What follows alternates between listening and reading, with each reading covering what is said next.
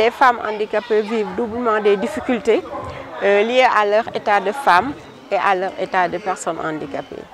Ce qui fait qu'elles ont des problèmes d'accès.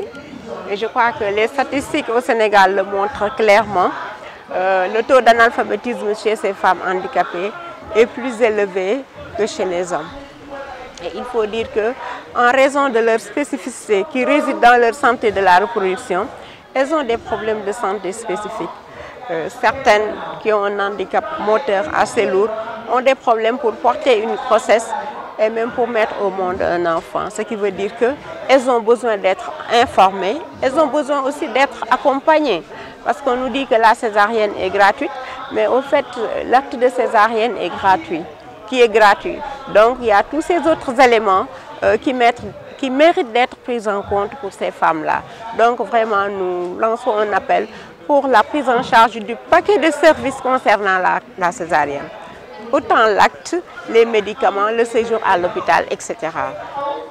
Donc par rapport aussi aux violences, parce que nous en sommes, nous célébrons les 16 jours d'activisme contre les violences faites aux femmes, qui coïncide aujourd'hui avec la clôture de la semaine du handicap.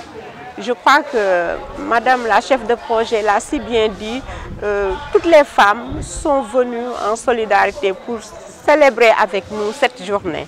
Et je crois que ça recoupe entièrement le thème de la semaine ou de la journée, parce qu'on a dit une journée pour tous et une semaine ensemble.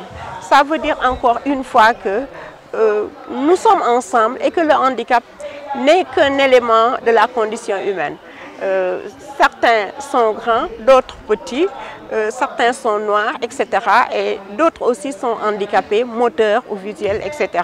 Donc je crois que c'est ce qui fait que nous avons choisi ce thème et vraiment le projet VLF a valablement répondu à cela en célébrant avec nous cette journée, cette semaine même, et c'est important. Donc j'en reviens aux violences en raison de notre spécificité et surtout des préjugés qui sont plus accentués chez les femmes handicapées. Les femmes handicapées vivent des violences symboliques, des violences morales et psychologiques.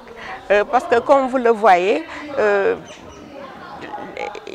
en raison des préjugés, à travers vos journaux, je vois que la plupart du temps, il est relaté des femmes handicapées mentales qui sont violées. Ça, je le lis très souvent.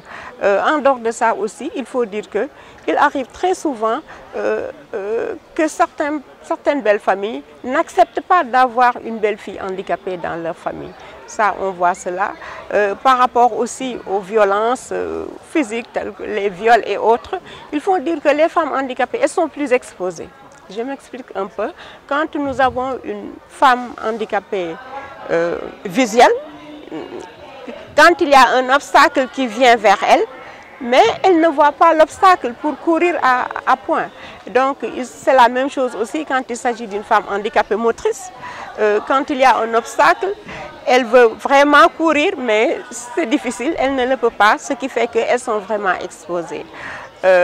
Quand on voit aussi par rapport aux préjugés, on voit que les jeunes filles albinos, des fois, sont violées à cause de problèmes mystiques.